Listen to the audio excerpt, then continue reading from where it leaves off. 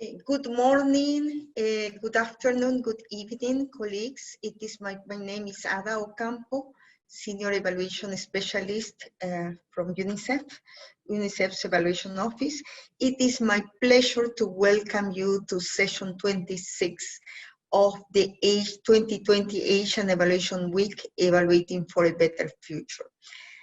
This session has been organized by the International Development Evaluation Association, IDEAS, and the title of the session is Evaluation for Transformational Change in Fragile Settings. We have a presenter and a dream panel tonight, so let me just mention who is here with us and who will be sharing their insights and their experience with us today. We have as a lead presenter, Mr. Vinod Thomas. Mr. Vinod Thomas is a visiting professor at the National University of Singapore. He is also the former Senior Vice President and Director General of the Independent Evaluation at the World Bank. Vinod is known by many of you. He has also been leading the organization of previous Asian Evaluation Weeks very successfully. Thank you, Vinod, for having accepted the invitation to be the lead presenter today, this morning for Asia, and welcome. Thank you so much. We also have with us 3 IDEAS board members that will be participating in our panel. First, allow me to introduce you to the Vice President of IDEAS and President at Interim of IDEAS, Senda Ophir. Senda Ophir is also lead steward, SDG Transformation Forum, Richard von Weizsäcker Fellow, Robert Bosch Academic in Berlin, and Honorary Professor Stellenbosch University in South Africa. She's also the former president of AFREA, and she has participated in many evaluation associations and organizations as a very, very reputable international evaluator. Senda, thank you very much for having taken the lead to organize this session, and we very much we are very much looking forward to listening from your experience and your insights. We also have with us Josephine Guatera, who is board member of IDEAS as well, representing Africa. Josephine is currently the head of Monitoring and Evaluation Division of the Parliament of Uganda. She has been participating in several fora, bringing the voice of the Parliament, but also of other stakeholders involved in evaluations. Josephine, welcome, and thank you very much for being co-organizer of this session and for your contribution. As the third member of the Board of IDEAS, we have Hur Hasnain. Hur is the president of the Pakistan Evaluation Association. He currently works for the European Commission at DEPCO, and he is the board member of IDEAS representing Asia. He will be presenting a guideline that I will share with you what it is about later today, and we welcome very much Hur for his contribution and participation. Last but not least, we also have a special invitee today, who is Keiko Kuji Shikatani. Keiko is a credentialed evaluator, education officer, is a credentialed evaluator from Canada. She's also an education officer, and she works at the Ministry of Education of Canada, and she is a board member on the credentialing front of the Canadian Evaluation Society. Keiko, thank you so much for your contribution to this session and the contribution you are making throughout to professionalize evaluation and to bring the voices of different countries where you are participating in the evaluation discussion globally. Thank you so much, and a very warm welcome to you. Well, without further ado, the topic of today is evaluation for transformational change. And today we will be starting by, because this session is organized by ideas, we will be starting with a very short introduction about ideas. Then we will give the floor to our lead presenter, Vinod Thomas. Then we will have the panel discussion. And towards the end of the session, we will be presenting the guide that I mentioned before that has been crafted by ideas. It's about evaluation in fragility, conflict, and violence, a comprehensive guide for evaluation practitioners. So that's going to be the structure of our session today. And without further ado, I am pleased to give the floor to Senda Ophir for a brief, very brief introduction on ideas, the Global Association for Development Evaluation. Senda, thank you so much. Over to you. Thank you, Ada. It's a pleasure to be here, and we thought we'll make use of the opportunity to give a very brief glimpse into ideas and what it does. Those of you who do not know it, we trust it will entice you to get to know it better, perhaps to join. Ideas is one of two organizations that are global in the evaluation community, and the other one being IOCE. If I can have the next slide, please. I would like to point out that it was launched already 18 years ago in Beijing with a mission to focus on the practice of development evaluations. So a lot of its activities have been focused on the Global South, and a lot of its members are from the Global South, but indeed very mixed, also big contingent also from the Global North. And as you can see, we focus on knowledge, capacity, and networking.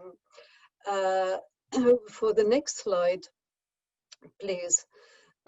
You can see that we are obviously a voluntary organization of professional evaluators. We are governed by a board. We have a constitution with all the necessary documentation.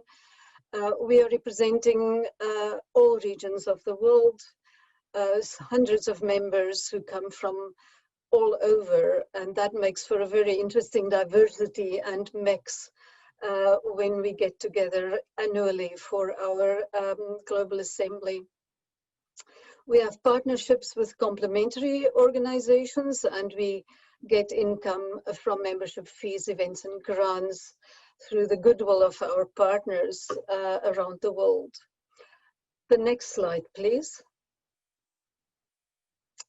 So what does Ideas offer? As you can see, very obviously, opportunities to network, to get together, to collaborate. We produce some publications, books, guidelines that contain the work of members. For example, in 2019, there was a book on exactly this topic, Evaluation for Transformational Change, that had a good number of authors, again, from around the world. We have access to resources, provide access to resources, and obviously through our website and social media, we make connections. We have newsletters, and we have, as from last year, initiated at the Global Assembly the first allocation, together with the World Bank and IFAD, of the Evaluation for Transformational Change Award. So we will encourage you to participate in that this time. The announcement will likely go out in the next few months, because we have the next assembly later in 2020. The next slide, please. So then we trust you will feel inspired to engage with us. You can become an individual or institutional member. We have thematic interest groups, as you can see, that span a whole lot of different interests. We have partners in specific activities, as well as partners that are memorandum of understanding that connect us in an ongoing manner, but we also prefer to connect around specific initiatives. We look after young and emerging evaluators. We provide you the opportunity to mentor young evaluators, to present at conferences, participate in events, and obviously become part of development of resources that can be shared. And then lastly, the next slide, please. Just to lead us into this session, it is important to mention that at the last Global Assembly in Prague in October last year, the plenary at the end of the conference accepted the following statement. And by the way, we had in tandem with another conference of environmental evaluators and climate change, we issued this declaration. And I would like to draw your attention to the fact that we recognize in it the urgency of the need for systems-orientated change from local to global level, given the crisis that we face. And now exacerbated by COVID-19. And of course, we will commit to, as evaluators, to evaluate for the social, environmental, economic sustainability and transformation. So a very strong statement that was made there that reinforces the importance of this session. And a very important, one of the very important points also that we will look at unintended negative consequences of whatever we do. And there's much more in it. We would encourage you to read through it, because we believe that this is the kind of declaration that many evaluators and people who work professionally in the evaluation space should recognize and adhere to. And then finally, we have some contact details in the next slide. Should you be interested in connecting with us, a Twitter account, Facebook, of course, our website, please have a look at that. And feel free to connect with our secretariat. If you want to get into contact with any of us, he can direct you and also give you more information on the organization. So back to you, Ada. Thanks very much, dear Senda. That was straight to the point, very clear, and I'm sure participants are interested in the work that IDEAS is doing and have taken note of the details. We can put them as well by the end of the presentation. Colleagues, just to remind you that the questions and answers will be taken towards the end of this session today, and you can post your questions at any time. You can post your questions as soon as you think they emerge to you and in the chat. And we will be collecting the questions, but we will be discussing them towards the end. As I mentioned before, we have the luck really to have with us today Mr. Vinod Thomas as the lead presenter of this session. He will be speaking about transformational evaluation in fragile settings. Vinod will be talking about the context, the challenges, and the role of evaluation. And then when he has delivered his presentation, we will go to the panel to discuss the points, and we will also welcome your participation towards the end in the Q&A part. Vinod, thank you very, very much for being with us today. Thank you for your participation. Over to you. Thank you very much, Ada, for that introduction. I think it was great to have that introduction to ideas from Zenda. My background in evaluation comes from my dear ADB, IED, and World Bank, IEG. And I wish I could see all the participants, but I can feel the presence of colleagues. And it will be my task to connect the wonderful work of IDEAS to the evaluation work done around the world in a way, but to put the focus on Asia and the incredible challenges we are facing today. But for that, we are lucky to have not only Ada and Zenda, but also Keiko, Josephine, and Ur, who will bring a great deal of wealth of knowledge to this table. And please think of this presentation as a complementary connection to a package that you will see unfold in the coming minutes ahead. For greater efficiency, let me switch to a share screen of a PowerPoint presentation, which of course will be available. So I think I should go fairly fast on that. As we, just a confirmation that you are able to see it well. Yes, Vinod. Yes, okay. Perfectly.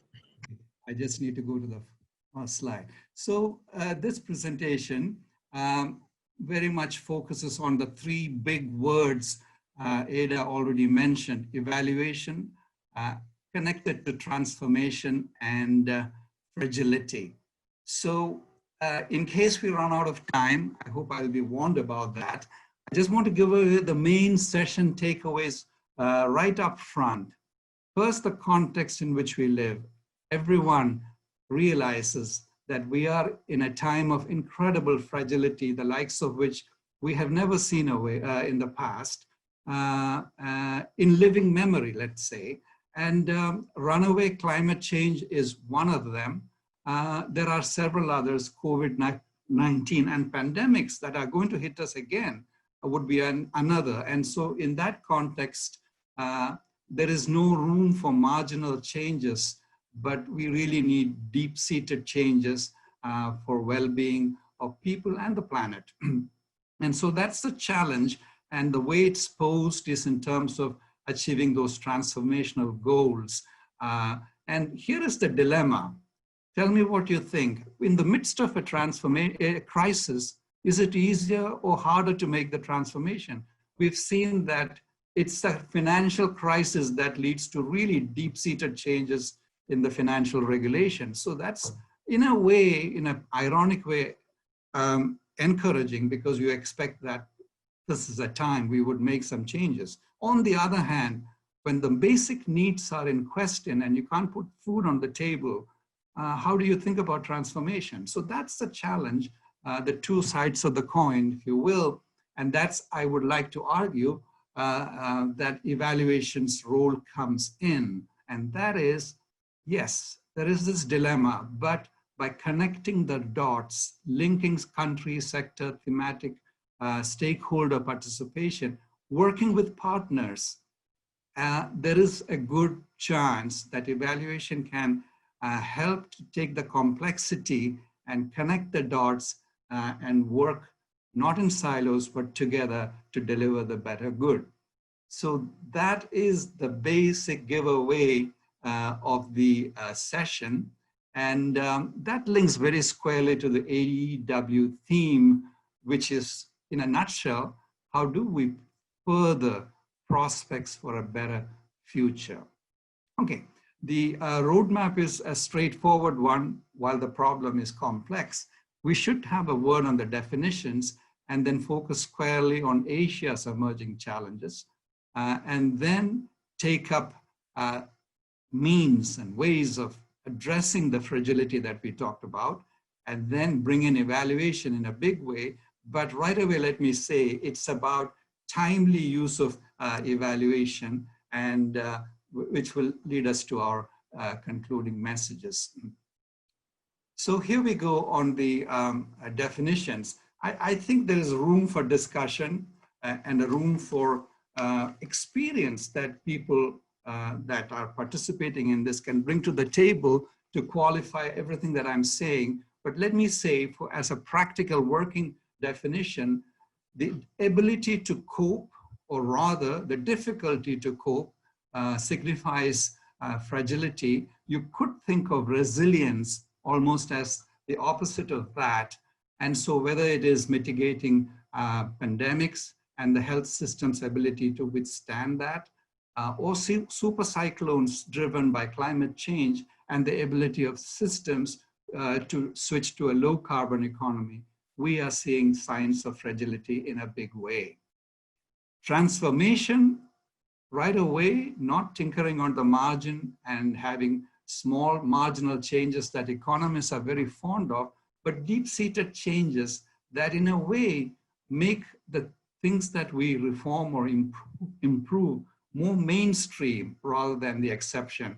And so an example would be, yes, including low-income groups in the development process is something that who would disagree with that, but can we make this into the DNA of the development process, a systematic one, or switching to a low carbon path in all the activities we do. And so with that rather daunting task, evaluation could be thought of as the analysis, findings, and lessons that speak to the significance, the value addition, and the impact of those activities that facilitate that type of transformation. So clearly, it touches projects and programs, institutions, but they come in timely form so that they are available when decisions are made. So the eye on the timeliness is very important. And let me just pose a puzzle or a question which can come back to that. We want evaluation to be robust. The quality and the credibility are critical, but timeliness is equally good, because if the results come after the decisions are made, they're almost useless. And so, however, there is a life cycle and they will be used later. But so is there a trade-off between the two? And can you match the need for robustness and credibility with the need for speed and timeliness?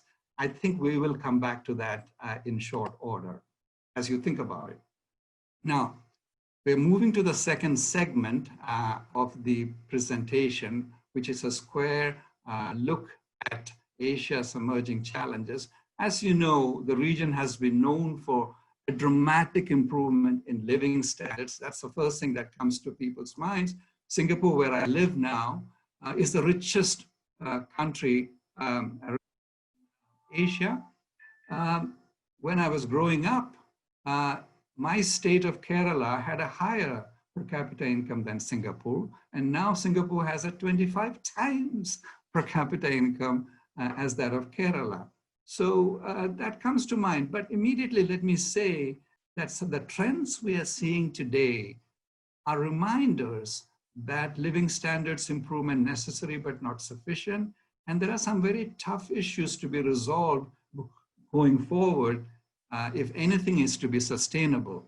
So one question again, and for us to pick up, I put it in the terms of question, as we evaluate, do you see more trade-offs? That is, for instance, low carbon economy versus economic growth, or do you see more synergies? For example, focusing on education, which improves people's health, etc., and vice versa. So that is an introduction to the Asian dilemma.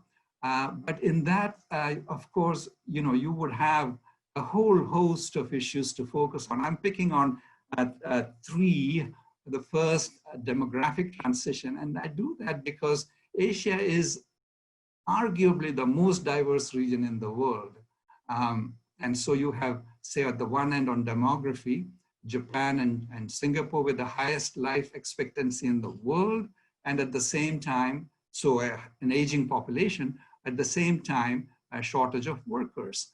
Then you have India, Bangladesh, with a huge bulging working population, and people talk about demographic dividend. And then you have probably the one example of Philippines, which has more people at all segments, young, middle, and old. So what do? So the demographic transition, particularly the urbanization part, which is in this picture, it is a big deal. Can you believe that Asia is under-urbanized compared to Latin America, roughly 50%. But the sheer numbers are mind-boggling. So it will clearly go from 50% to 64 and 75. when it does so, the sheer numbers need to be managed. And so that is the first one. And just very quickly, the carbon emissions that I mentioned, this is a game changer. There was a time when we used to say, if we ever reached 450 parts per million, we will be looking at an ice-free planet. We will, at best, swim to work. We are at 417 as of May, actually right around that now, which means that at 2 parts per million every year, within 15 to 20 years, we will be reaching an ice-free planet. So that affects everyone, but Asia is at the cutting edge of that problem, because look at the next one, natural disasters. Hurricane Haiyan arguably is the most difficult, the fastest wind speed that we have seen in our lifetime. So there are three, and there are more, trouble ahead on which solutions should be sought. So I go back to the questions I promised for us to return to. One is, in this kind of situation, do we see more trade-offs or do we see more synergies? So back to the basics, the food, water, energy link, every country, every finance minister, every planning minister, every sectoral minister lives this dilemma day in and day out. As food needs are and productivity are going to be a bigger deal, the water use can make or break that problem. And in Southeast Asia, South Asia in particular, you see the water tables going down. And so how well do you use water for a greater productivity-oriented food? And then energy. There is still a sizable proportion that is without even the basic electric connections. But then we know that from the climate story, that if we keep going on fossil fuels, on which South Asia and Southeast Asia, China and India are still increasing, not even stabilizing the amount of polluting coal and oil that we are using. So how do you reduce and switch to renewables while at the same time meeting the food needs? So I think you can see the elements of the perception of trade-off, but then can you turn them into synergistic relationship? I would argue yes, and in some of the slides to come, we will see that. Similarly, in the same vein on trade-off or energy, there's a question of inclusion and environment. Do the two go together or do they fight with each other? In these two pictures, which I suppose you could look at in detail later, the story is that where you actually build in more equality, the environment survives better, not worse, as often common conventional wisdom tells you. Okay, so in the interest of time, let me go to the kind of the centerpiece of the presentation, having set up the definitions and the Asian challenge. What are we going to do and how can evaluation help? So actions for confronting fragility in this one, in a nutshell, I'm saying the day in and day out concern of finance ministers of how to raise incomes of people has to be there, but that needs to be done in a sustainable way. That also needs to be done in an inclusive way and in a way that cares for the environment and with low corruption. So that's the opening salvo.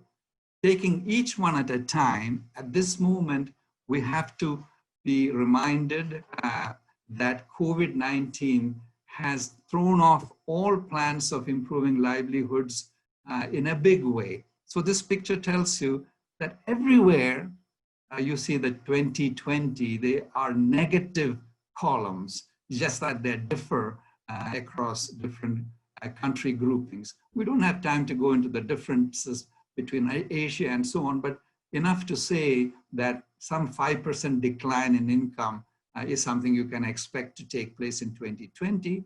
It's a question mark, although IMF and the World Bank project improvements in 2021, I have questions whether that is realistic either. But the big problem with this is what you see on the right side of the slide, that is, according to one estimate, and I consider this an underestimate, 70 to 100 million people will slip into poverty in 2020.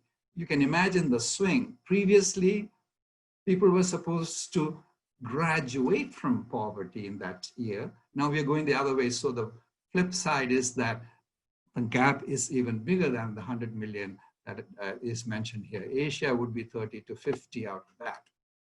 So improving living standards is a challenge evaluation must grapple with. Improving inclusion and equality in one breath, absolutely yes. Let me here mention that there are some common myths, and one of them is that worrying about equality takes away from worrying about improving the well-being of the people or economic growth. So in that question, the two bullets here, the references are there, so kindly look that up. But in a nutshell, they say that the evidence from IFC in the World Bank group and ADB, the work of IED, at various times showed that if you can think of a 2x2 matrix, a good number, a majority of projects that did well, they fell in the quadrant that worried about inclusion without sacrificing financial returns, or to say development results and investment profitability went together, not separately for the majority of cases. Isn't that great news? I mean, but why don't we run with that and make inclusion part of our DNA of everything that we do? And the next bullet says something similar, that broader participation, if you think more consultation is a pain, well, this says that the project quality improves. So you can't just look at the cost, but you have to also look at the benefits. And so the bottom line here, and I'm giving away my kind of bias, that making inclusion and equality the big deal might solve a lot of our problems. Then caring for the environment. We said some things about that already, but let me again pose that in terms of a common myth. That is to say, if you're worried about the environment, you will sacrifice well-being and at least short-term growth. Well, or the quality of progress. Well, no, this picture, it's an interesting one, also from IED, and there's a lot to be said about it. We can debate it, but you know, category A are the environmentally most fragile potentially projects. B is the next on that, and C is probably a little bit harmless in that sense, like institutional improvement or something, where the first one, A, would be building of dams.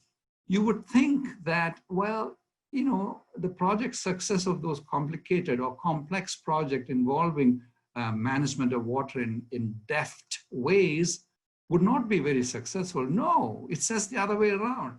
You can do it, but the 84% success that you see at the bottom, it means that, in my view, it went from several pairs of eyes, it went with safeguards, it went with care, and it even meant perhaps command and control policies to worry about safeguards and not just say that everyone will do the right thing and leave it at that.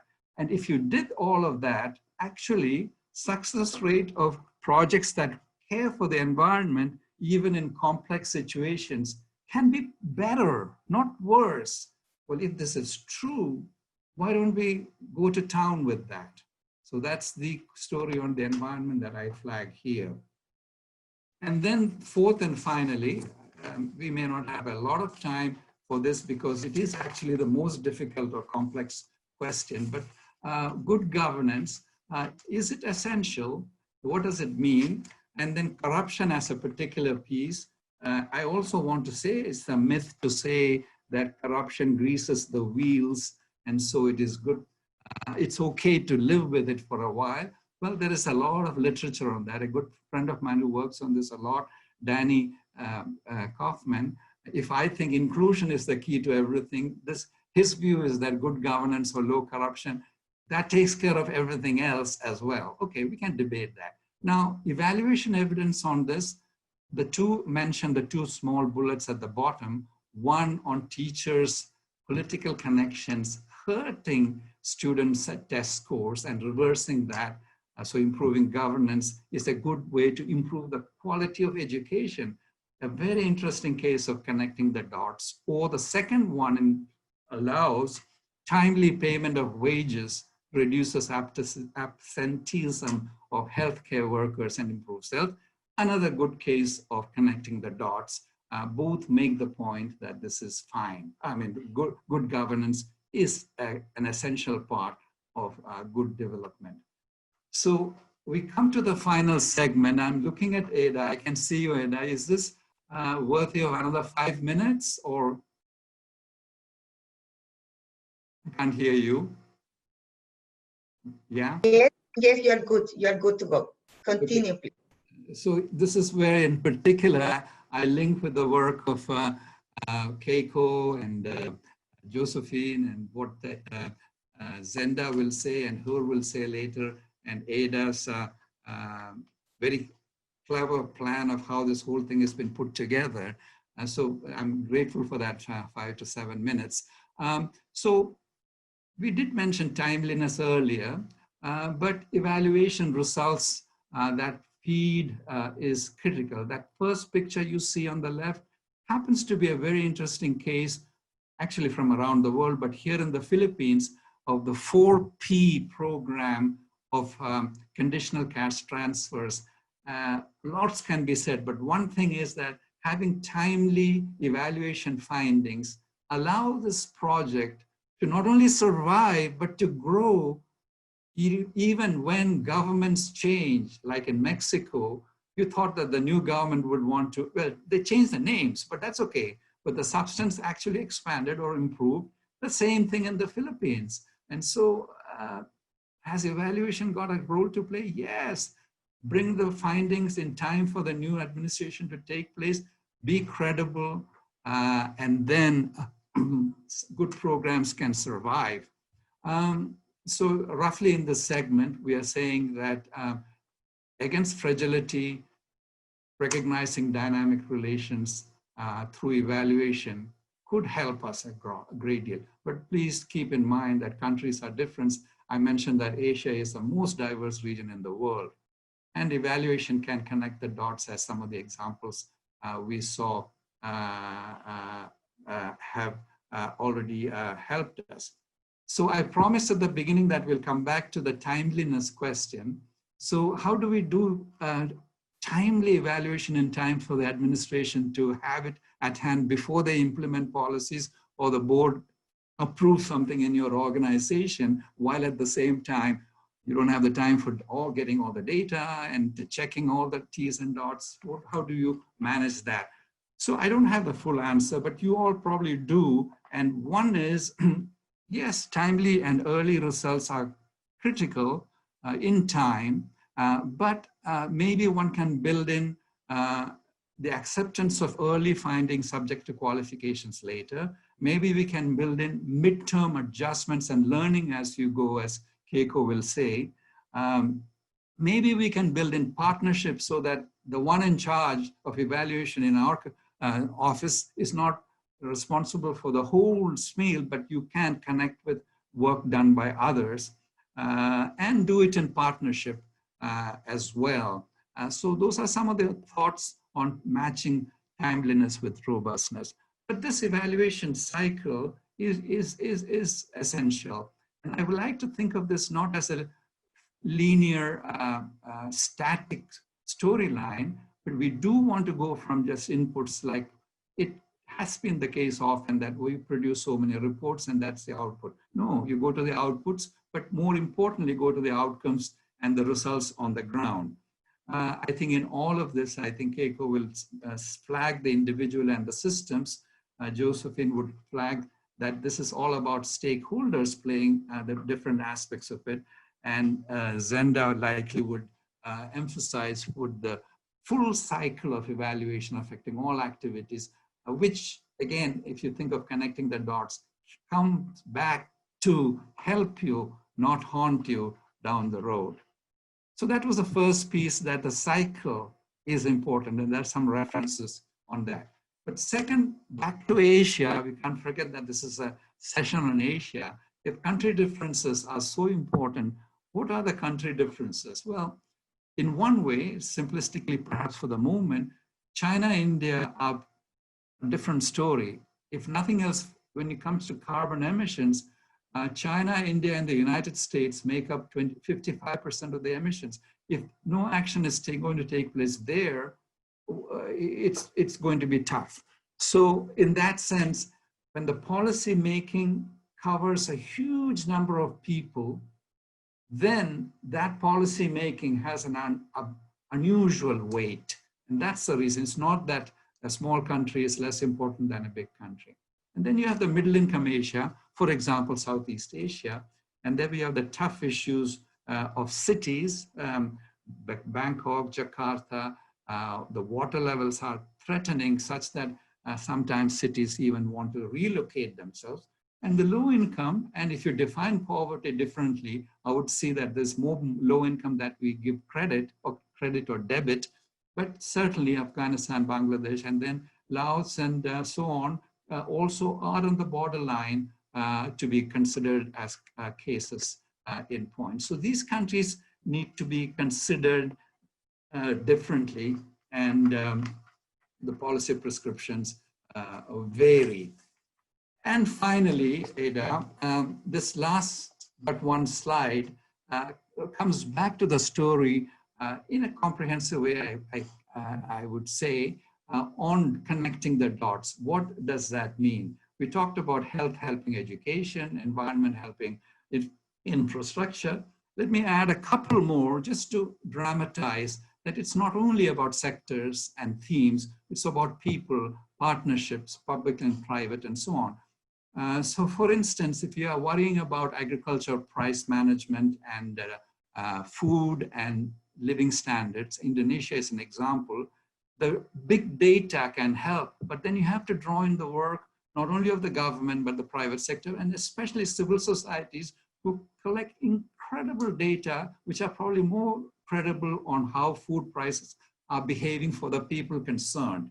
So that would be an example. A second one would be HIV/AIDS project that connected Vietnam, Laos, and Cambodia. It's a totally different story because of the borders than if you had done that project in one country alone. And so connecting the dots is a critical piece across stakeholders, regions, programs, and analysis. And so finally, colleagues, I hope we can take this message forward that evaluation and learning that particularly make this connectivity across borders, facilitate our ability to deal with complex problems, which are by necessity the way they are, but facilitate difficult change in a slightly more doable manner than otherwise, particularly on the four things that I flagged in this presentation, and you may have others to add: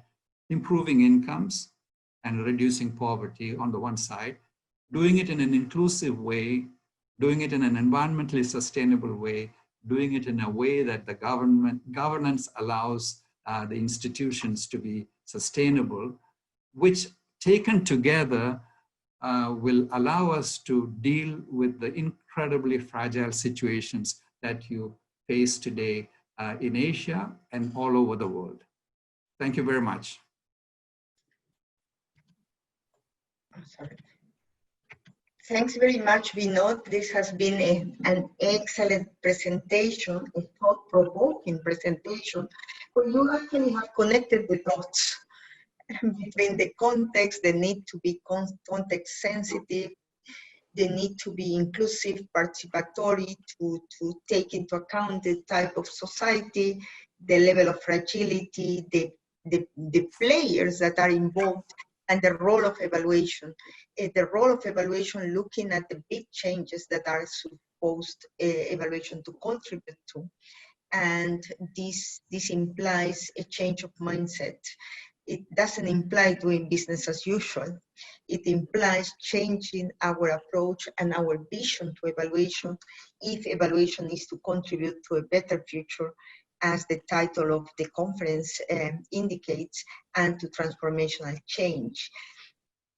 I would like to invite now Senda Ophir for her reactions to this excellent presentation done by Vinod.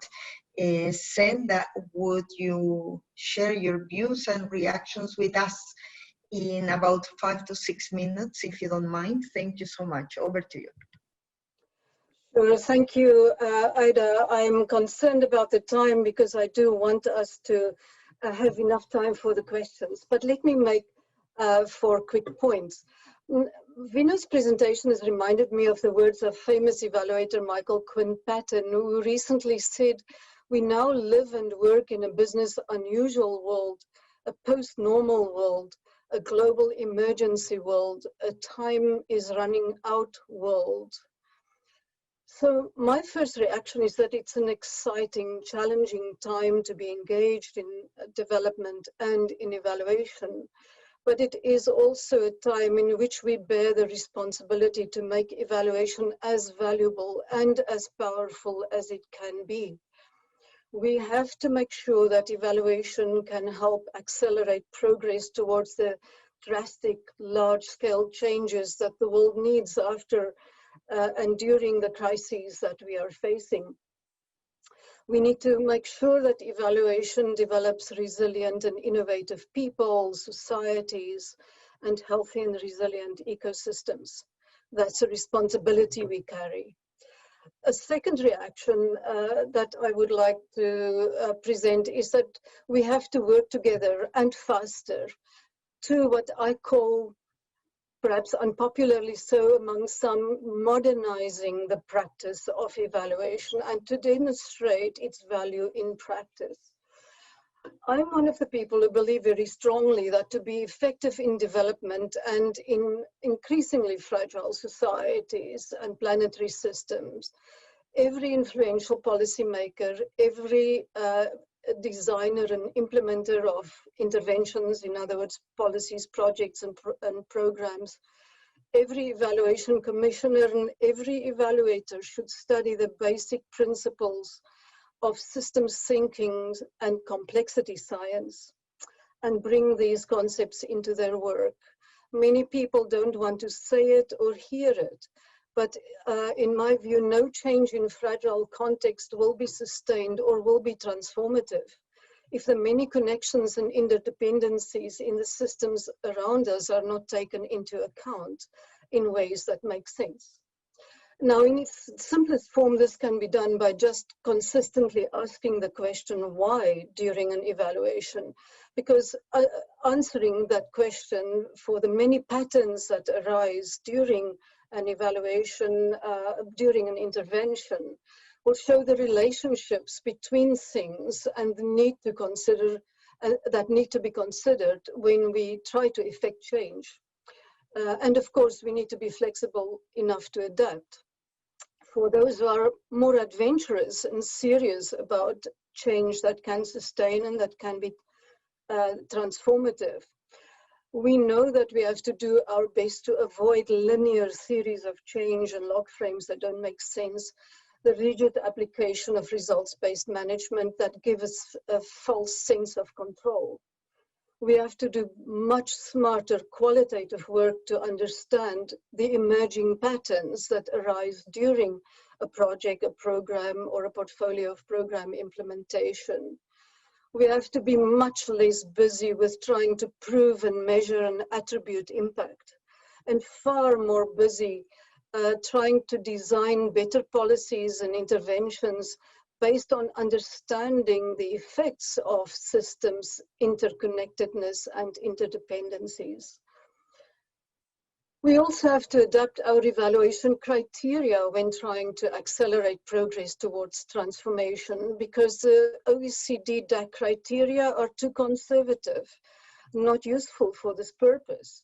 Michael Patton has been working with several groups and suggested 6 very different criteria. For example, transformation fidelity, complex systems framing, eco-efficiency or full cost accounting, adaptive sustainability, diversity, equity and inclusion, and interconnectedness momentum, which refers to trajectories rather than snapshots. We also have to expand our evaluation questions. Among others, just very generically, have the policy or intervention designers, so evaluators will ask, have the policy or intervention designers done enough to understand the systems in which they want to intervene?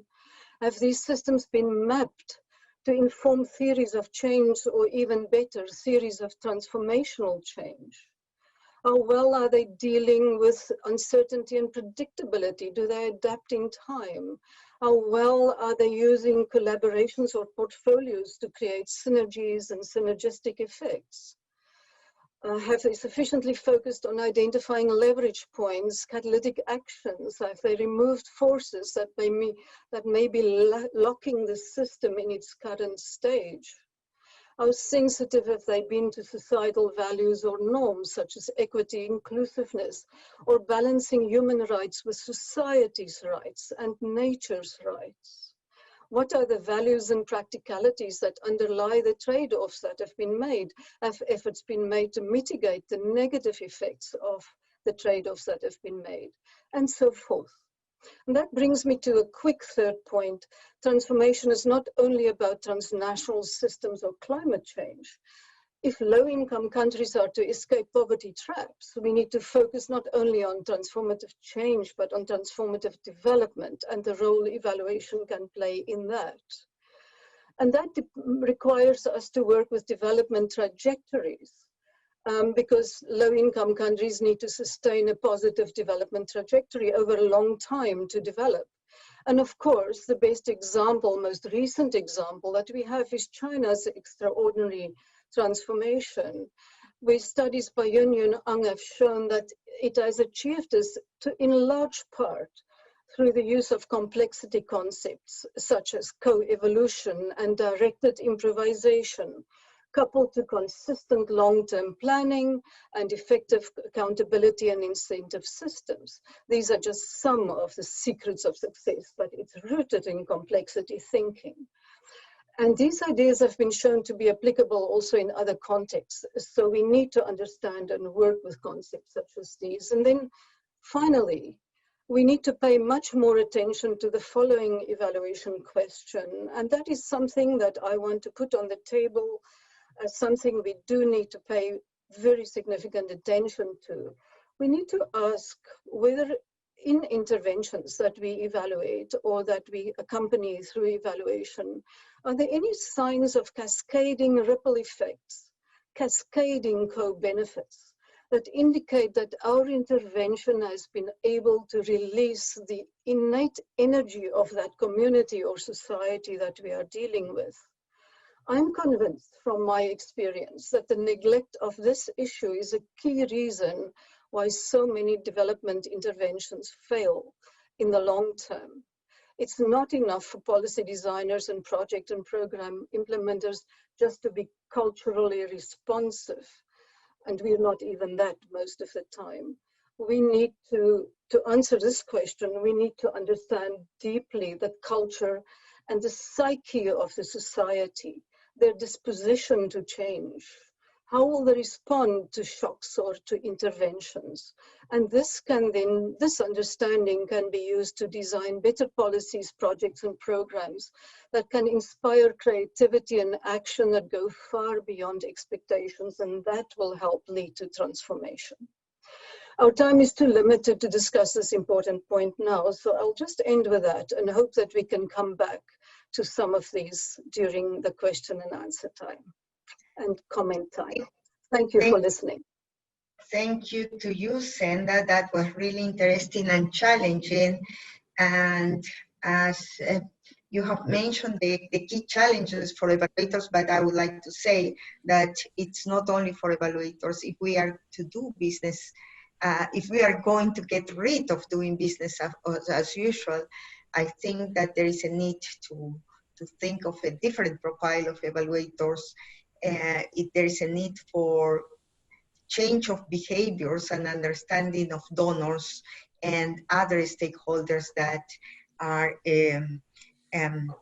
sharing the responsibility of deciding on what should be evaluated on and for what purposes.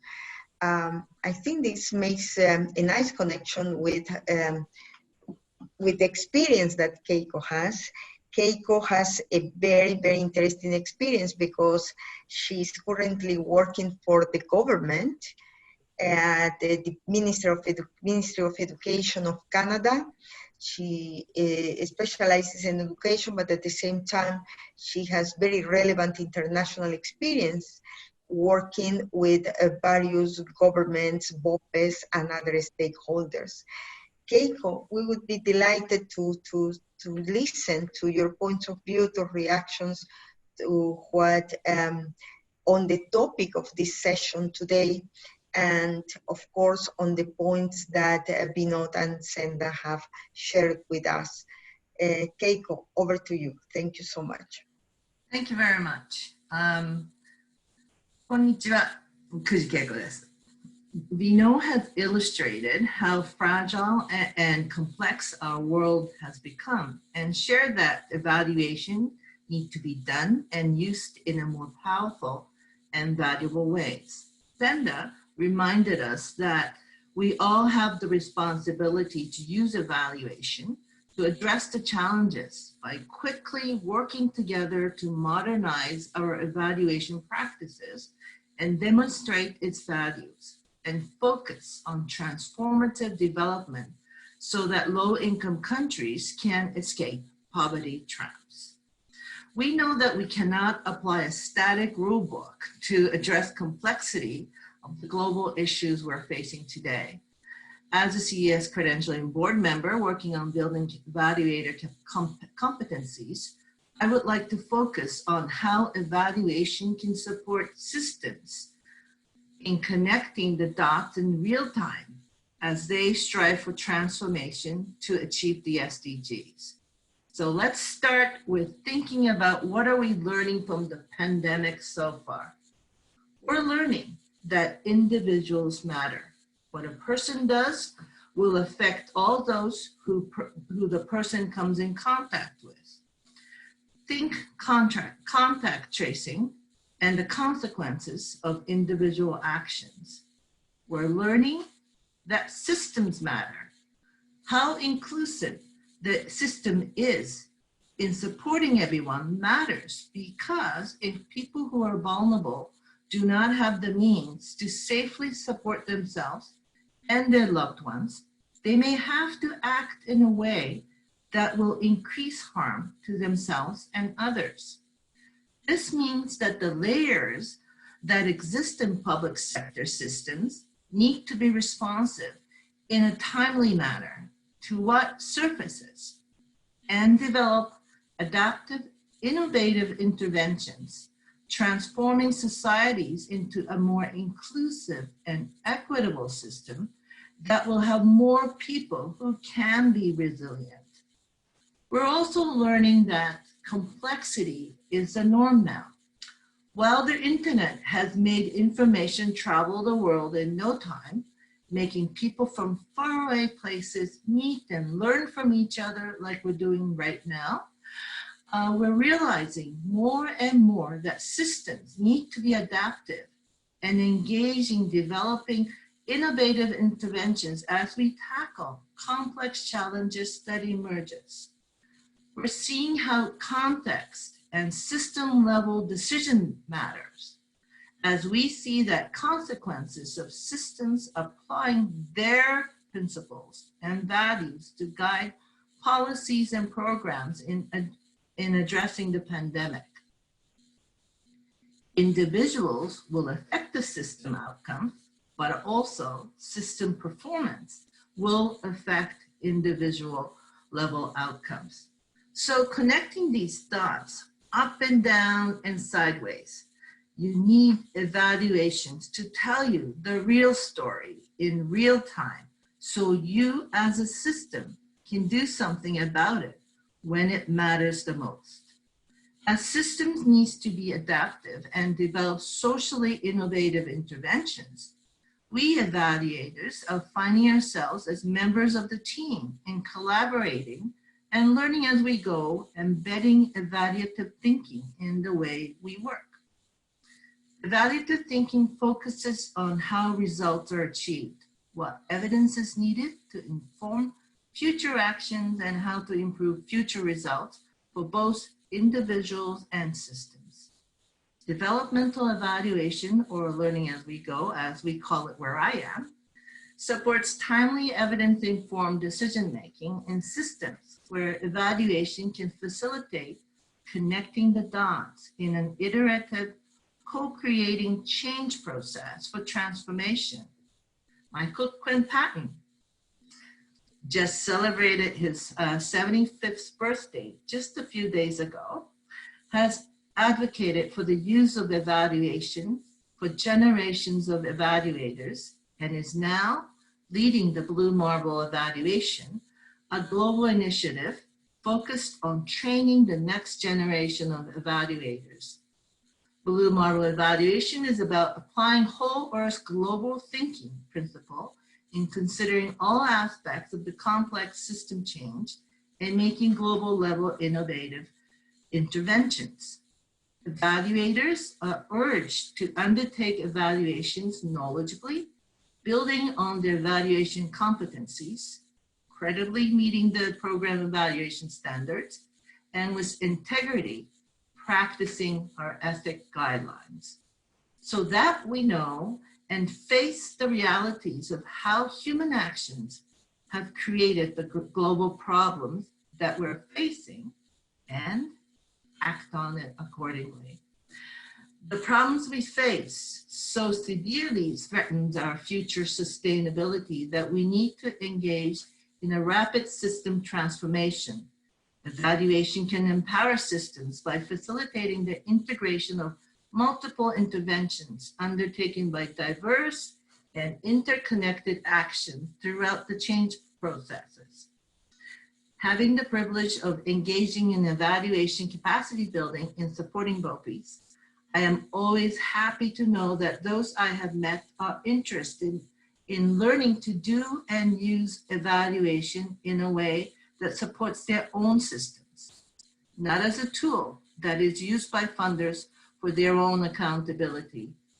Not only have evaluation evolved to support complexity of systems, evaluator competency include valuing the diversity of people, cultures, and ways of knowing that exist in a blue marble. With a better understanding of the complex and fragile realities of individuals that systems face in achieving the SDGs, evaluation can evolve so we can empower systems by supporting in real time, learn and govern to transform into an inclusive, equitable, and resilient world. We believe that evaluators can be social change agents, embedding evaluative thinking and collaborating with people striving for a better world. Josephine, over to you. Thank you very much, Keiko. This was really, really interesting. Thank you for sharing not only your views, but also your experience, and for putting an emphasis on what Vinod has also mentioned, that evaluation has to be timely, and the importance of connecting the dots.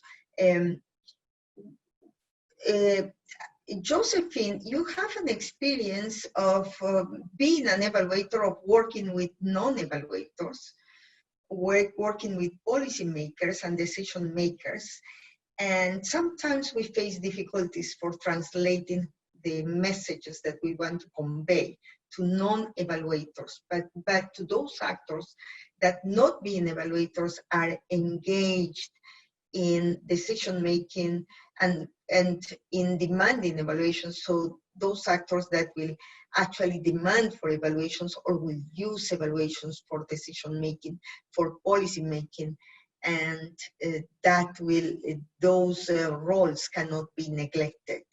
So from the point of view of these different stakeholders, what are your reactions to the points that have been discussed so far this morning, if we take into account Asia time?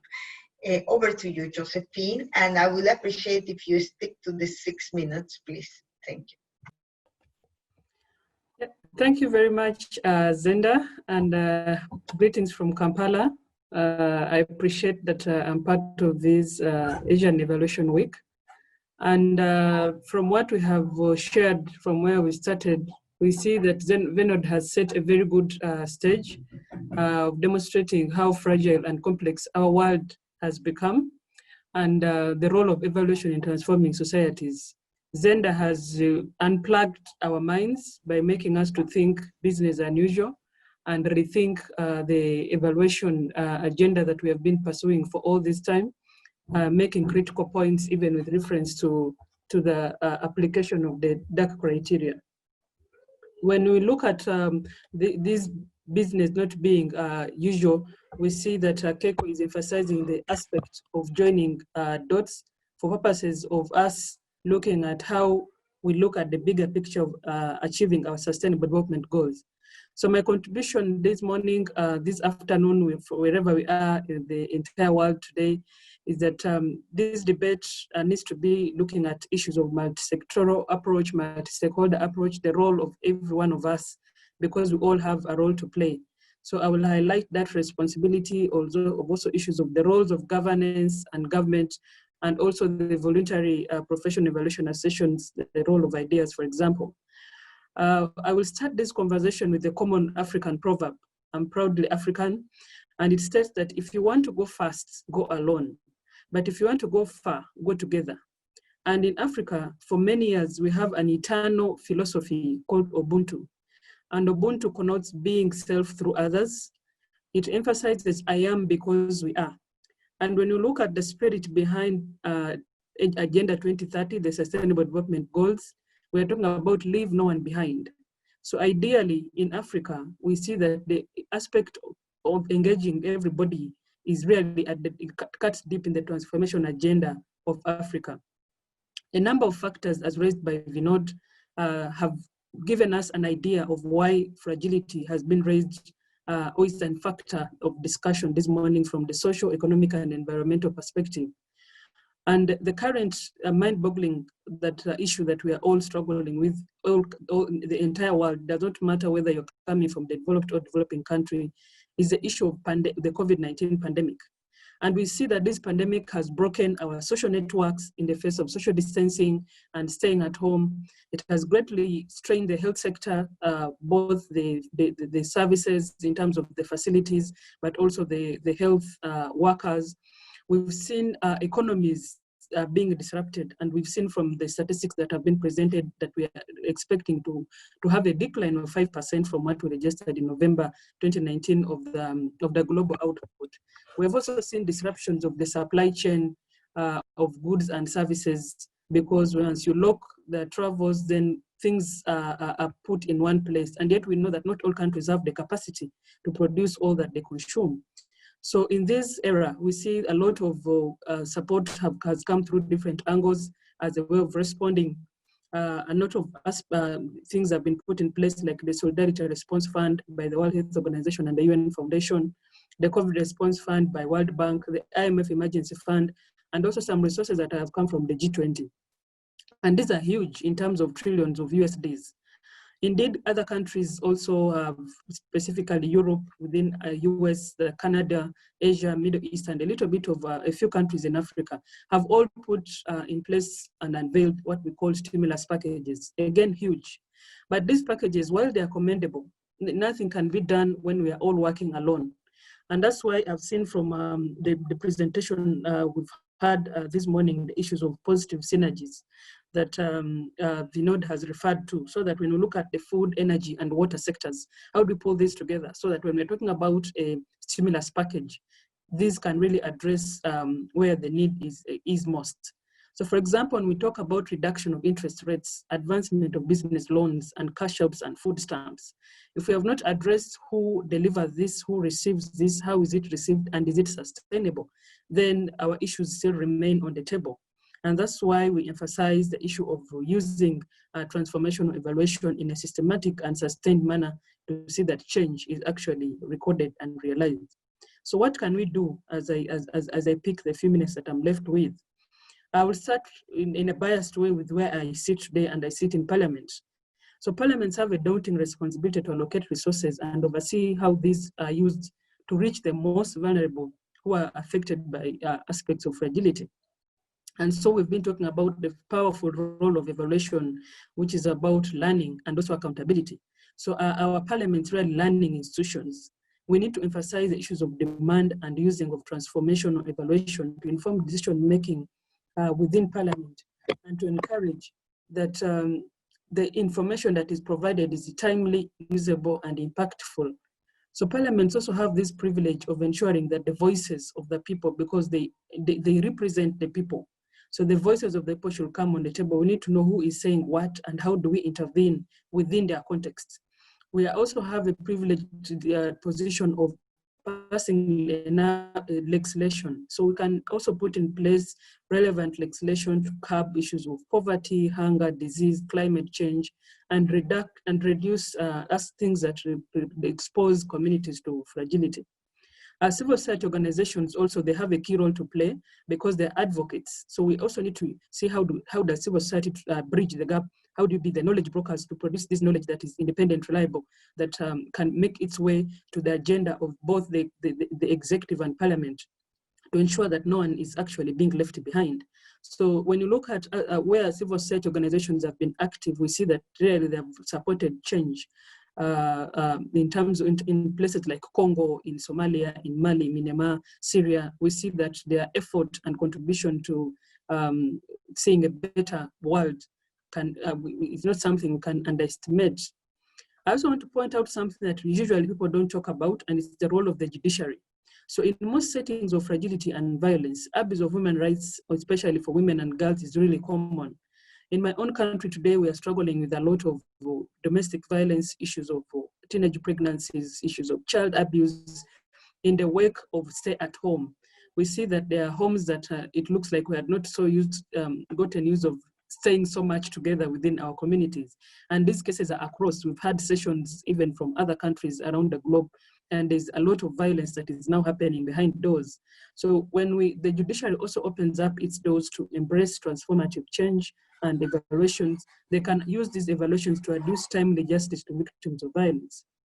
As I conclude my submission this morning, I conclude by reminding us a quote that came from His Excellency Akufo-Addo, the President of Ghana. He was recently giving his address to the nation on the pandemic, the State of the Nation address on the COVID-19 pandemic. And he emphasizes, he says, we know how to bring the economy back to life. So these are in quotes. What we do not know is how to bring people back to life. And so the responsibility that we have through this quote is that while fragility presents differently in different settings, all stakeholders, including the voluntary organizations for professional evaluations, should work towards addressing fragility and violence that ultimately and directly leads to deaths, especially due to hunger, violence, and disease. So my fellow panelists, who the ideas convener of EvalFCV. So FCV is the fragility, conflict and violence, the interest group under ideas, will concretize this discussion by presenting to us the practitioner's guide, just for us to get into context of what more can we do from the respective places we are in. And I've seen Veronique mentioning that what role can private sector bring in transformation. So private sector, you have the opportunity. Perhaps, sorry, Josephine, perhaps with the questions and answers on the chat, we will leave for the Q&A session. Okay. We are a bit beyond the time. Really apologize for interrupting you, but I think we are going on the topic. We will deal with the questions at the right time. Yes, as Josephine has already introduced HUR, I think I will not invest much time in introducing HUR and the guide that he will present, so I will directly give the floor to him. Over to you, HUR. Thank you so much. Yeah, thank you very much, Ada and Josephine. We prepared some slides. Is it possible to put those on here?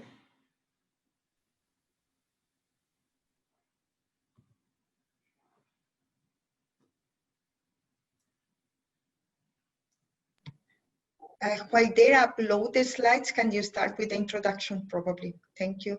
Twinkle, and we will appreciate if you upload the slides, please. Sure. Oh, here you go. Okay. Perfect.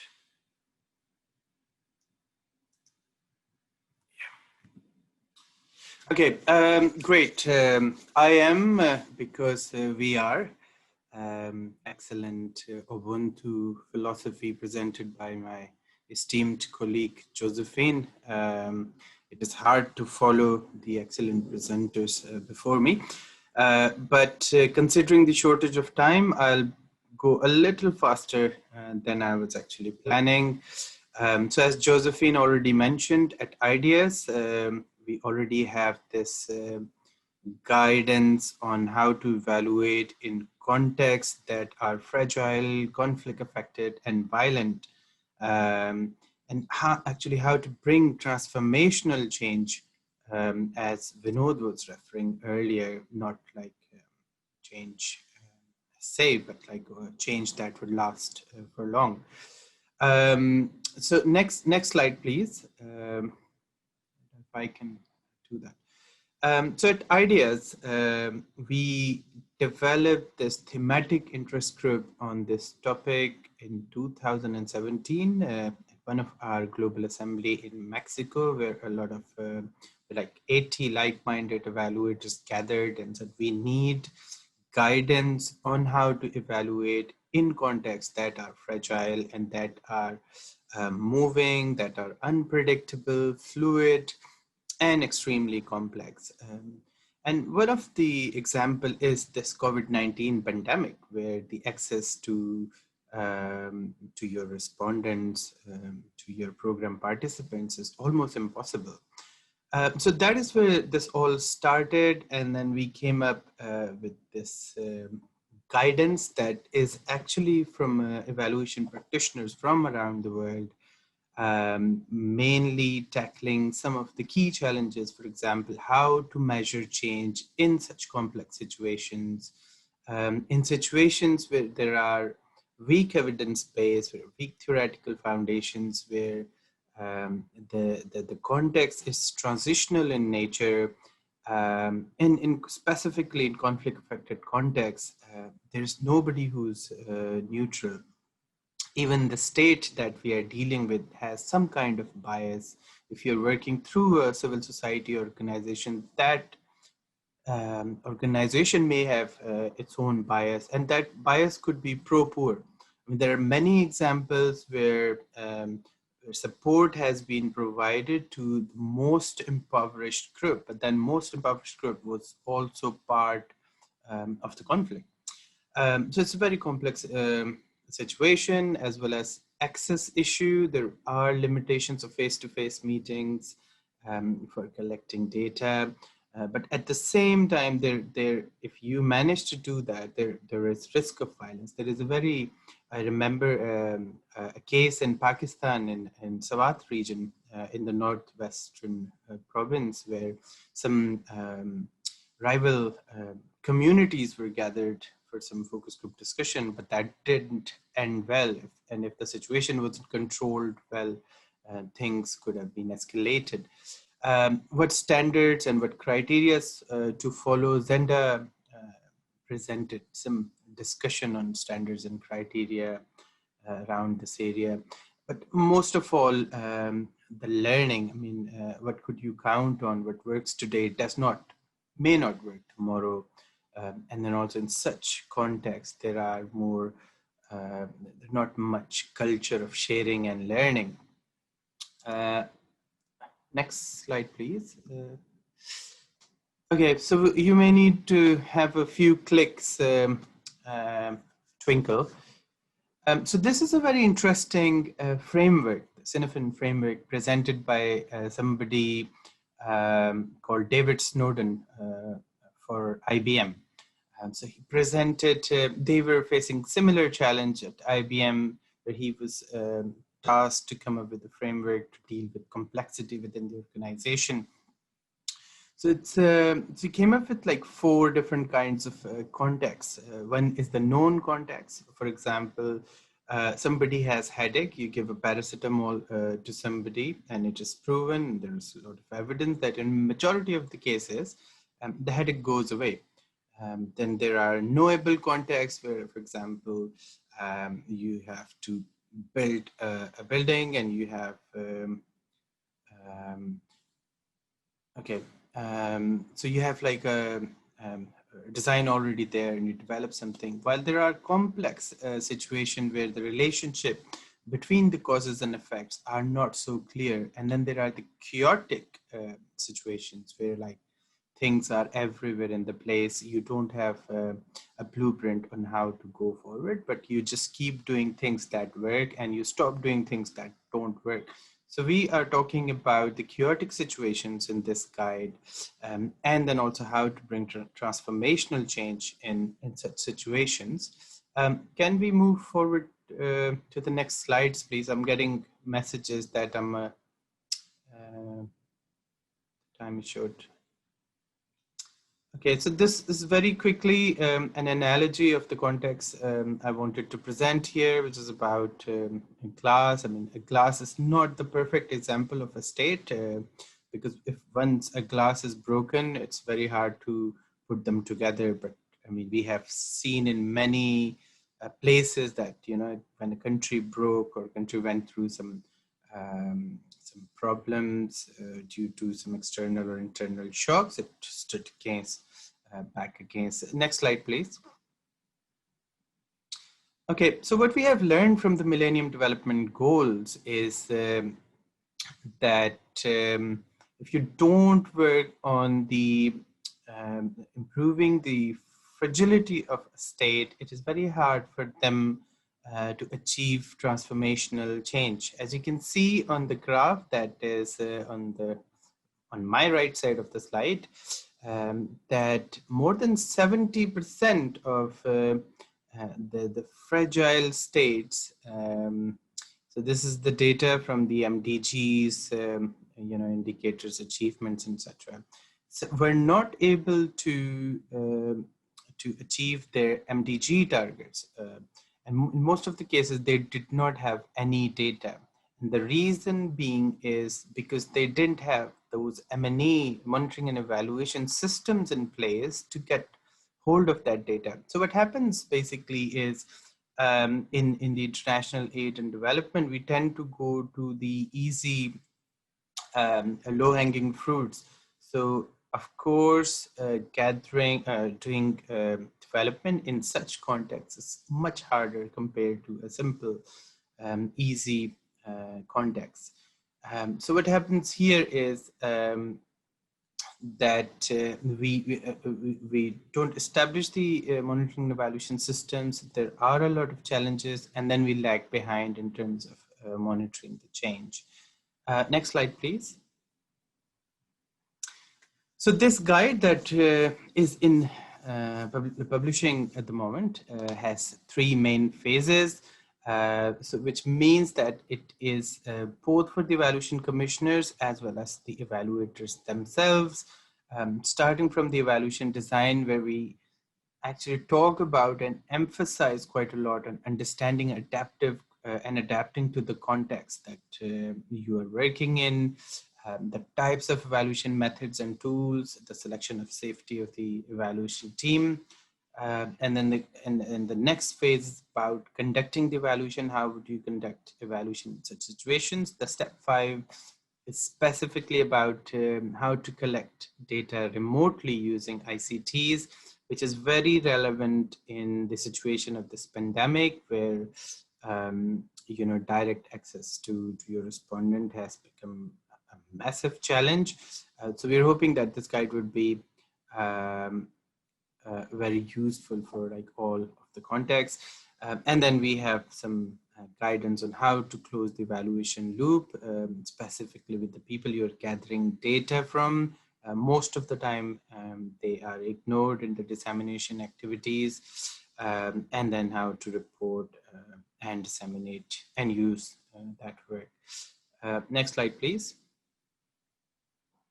Okay, so lastly, there are some key takeaways that you will get from this resource is around and the safety and security is definitely paramount. No accountability measure can supersede the safety and security of the people involved in the evaluation, as well as and the respondents. The privacy definitely is very important. So having a look at like government data collection and policies and etc. Investing in capacities of people who are involved in the evaluation, people who are in the front line most of the time. I mean, theories and concepts are developed at the very high level, but that doesn't go down at the very at the people who are in the front line. Building acceptance, I have many examples of where things have actually gone wrong. I remember a case specifically in DRC where the communities had lots of questions on was like a youth-led evaluation of like why you are engaging the young people in this. There are lots of examples where like people have questions on why you were using certain tools and methods or ICTs for data collection. There were instances where I was asked to leave villages. I mean, that was again in Pakistan.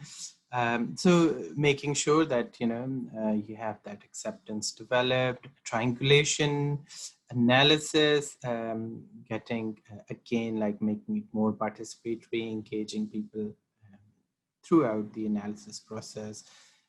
Validation, we have great examples in the guide about sitting with people and trying to make sense of the data. Specifically, as I said, like the situation is chaotic, where the causes, the relationship between causes and effects are not clear. So try to sit with people, be aware of the additional infrastructure and logistical support required. And very importantly, in fragile context, what happens is the data is very sensitive. So what we do is we tend to collect data, but then we don't share it with others.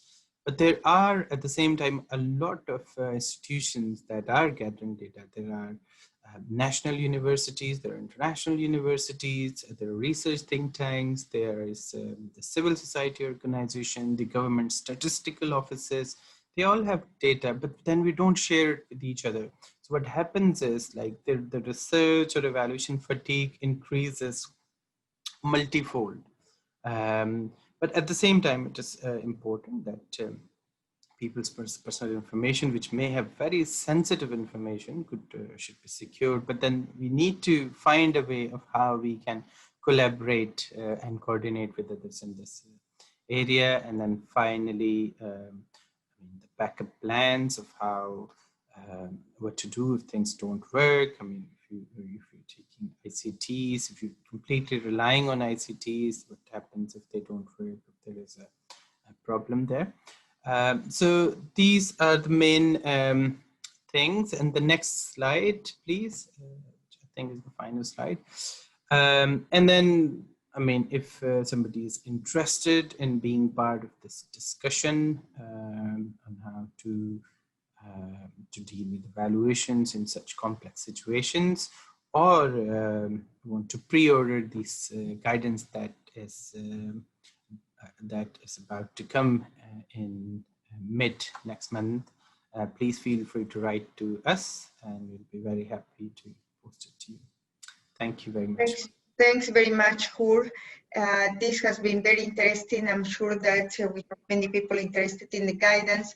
As usual, time is not on our side, and we went beyond the time that was allocated to us. Even a bit, we are stretched for the extra time that we have been generosity given by the organizers. We thank you very much. We have only 10 minutes left in total for questions and answers, which is very stretched. However, I have seen that Vinod has been already answering some questions on the chat. So may I propose, Vinod, that you summarize a little bit what the issues raised were and how you responded to them, possibly, if I may ask, in a very concise manner. Thank you. Over to you. Thank you very much, Ada. Let me be very brief, and then perhaps colleagues will come in. I thought there was a very crucial question on the role of the private sector, which is probably implicit in what everyone is saying, because that includes the society, aside from the government making decisions. But nevertheless, being explicit on that is critical. I think transformational change, and in times of fragility, all the various aspects really live or die with the involvement of the business community and the civil society very, very concretely. The examples are many where it works and where it has not been tried enough. And so I would just underscore to please integrate the private sector. For instance, low carbon economy. There's no way on earth the government can get that done without businesses going along, and you can see big reversals from regulations that never get implemented. So private sector partnership in good ways, not only for infrastructure. We often think of PPP and infrastructure. No, education, health, social sectors, they're all quintessential PPP areas. So that was one. And I thought there were several wonderful questions. So later we'll have to go through them. So from memory, I think the question on poverty and fragility was critical, in the sense that if we're really focusing on fragility, we can't afford to miss on the definition of poverty. A lot of people come in and out of poverty during a year, and they get missed out, particularly pandemic. COVID-19 shows that, almost proves that, how badly we have missed on that. But then you add to this so-called income poverty measures, health, how long do people stand in line, education, what is the quality in poor areas, crime and violence, not to mention air pollution. If you think of the pollution levels in Delhi, who's hit the most? So that cannot be a rhetoric. Evaluators have to build this in. Is it a good measure? And there was a very interesting question on Sudan and fragile situations, where how evaluation techniques can be molded to address the situation of really dealing with the beneficiaries being at very low income levels, where conditions are not ripe for applying some of the standard techniques. And there are things to draw on. I think the panel would have more to say, but if time permitting, but feedback approaches, non-quantitative measures, triangulation with other evidences that are available, these have to be put into effect, and use the digital technology even in very low income areas. That has an edge. And so I have a whole list here, and I think they're all on the chat box as well as direct Q&A. And it's very rich. Last, I think on the conditional cash transfers, of question asked, can you afford to do some of these things in the time of COVID? Well, some of the efficient ways of making transformational changes do not cost that much financially. You can raise more money, but also conditional cash transfers could be 0.5% of GDP. How much do we waste on defense? So I think that society can wake up and mindsets can be changed, like some of the panelists mentioned. This is doable, but it's not automatic. Yes. Thank you, Ada. Thank you very much, Vinod. That was very, very concise and to the point. There is a question for Keiko, actually. It's about the interaction between individual innovation and societal innovation, say in health. What country examples might help promote these linkages? Keiko, over to you, please. Keiko, are you there? Yeah. I couldn't really say what countries would give you the examples, but what I can say is that this is where it really is something that we need to really focus on, the role of evaluators and whether they have a say in what can happen. For example, when this really was the first time as somebody working in a North American government, connecting with people who are working in the governments in other countries, especially in the South. And we are hearing that what they were able to gain from experience of facing other health pandemics in their countries they were able to share with us the wisdom that they had in how they communicated all the information back into the central part, so that decisions and investments were made. So I would really go to those. Ada would really know very well about UNICEF experience in supporting countries facing health crisis, and especially with young children, because as you all probably know, we're really struggling to help these children in different places. And it might sound a little bit strange, but there are pockets that, I shouldn't say pockets, actually there's all over the country where it is very difficult to reach the population. And this is why I said that individuals matter, because what individuals are experiencing, if you have a system set up that can surface issues, then we can address them. But if we don't know the problem, we can't address them. So you need to have a system that is open to issues being surfaced. So I don't know if I'm answering your questions. Yes, but thank you very, very much. Conversation. Thank you very, very much, Vinod. There is a very interesting question from my colleague and friend, Ritu. She's asking that, what is the role of citizens and communities in transformative change, including evaluation? Is listening to them enough? Or probably the question can be interpreted, how can we go beyond just listening? Or how can we ensure they will have a less passive role? And well, so Vinod, if you can respond to that, send that. There is a request from the participants, if you can share in the chat, where they can get the revised evaluation criteria by Michael Quinn-Patton and the group that you were saying. Okay, so over the question to Rito, Vinod, would you like to respond to that? Yeah, well, that's a huge question and a very relevant one. And let me just say a couple of things. We find through the evaluation processes that two-way listening and active listening is quite different from saying that we tick the boxes on listening. So I don't think we are there. So there's a way to go in having two-way learning, listening that is very active. And then it is not something we bring into the report at the end only. It should be there because that is part of the future process. But can we think of midterm, real-time adjustments as a result of listening and two-way exchanges, and then in real time? And then finally, and I have some examples of where this has been tried. It is costly, and project managers would say, give me, I don't have the budget for that. But there are ways in which we can work with local institutions innovatively. And then finally,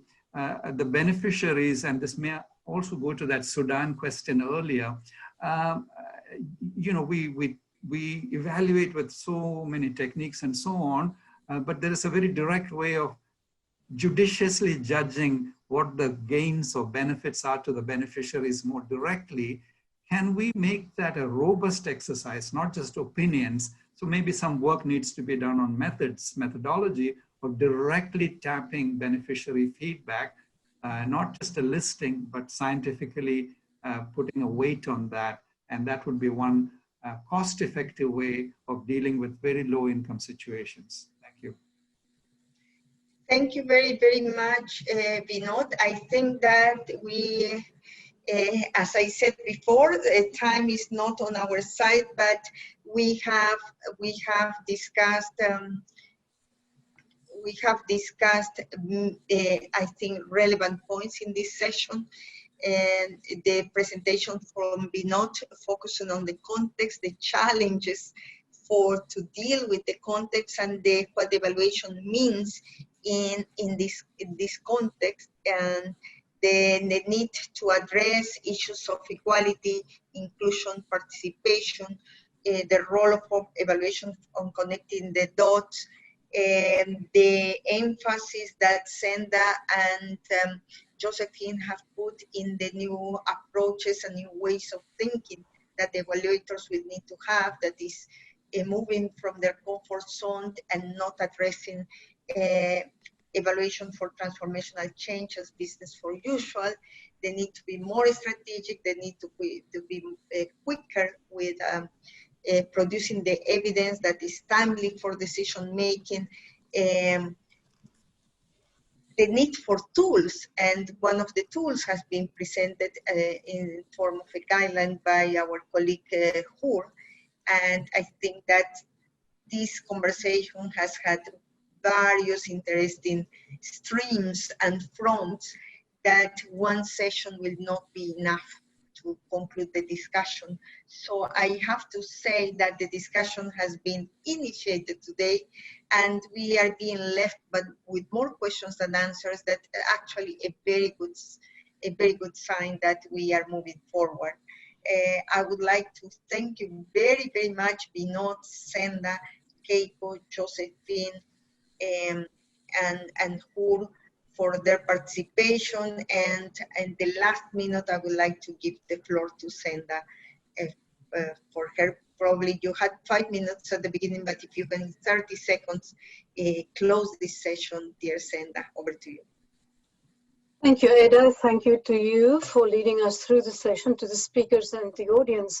I think we all had the notion that we would like to discuss the questions in much more detail. There was so much more to say about each of these. So we trust, as Eda said, this will be the beginning of a conversation.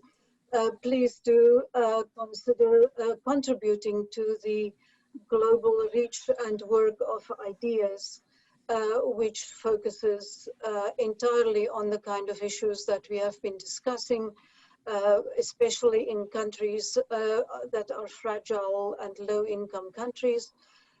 In this time of COVID-19, this is a time to come together around evaluation challenges. Around the world, in all regions of the world, we can collaborate to try to ensure that evaluation becomes the best it can be to add value to this time.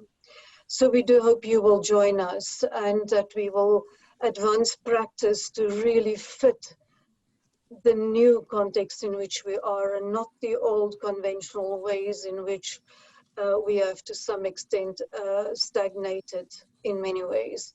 So we really need your innovation, your interest, and your commitment to move evaluation together with the challenges and solutions that are needed at this time. Thank you for participating. Thank you very much, colleagues. Thank you very much to the organizers for this opportunity. I wish you a very effective and successful rest of the day, and of course, a very, very, still even more successful Asian Evaluation Week. Thank you very much. Stay well and safe. Bye-bye. Thank you, everybody. Bye-bye.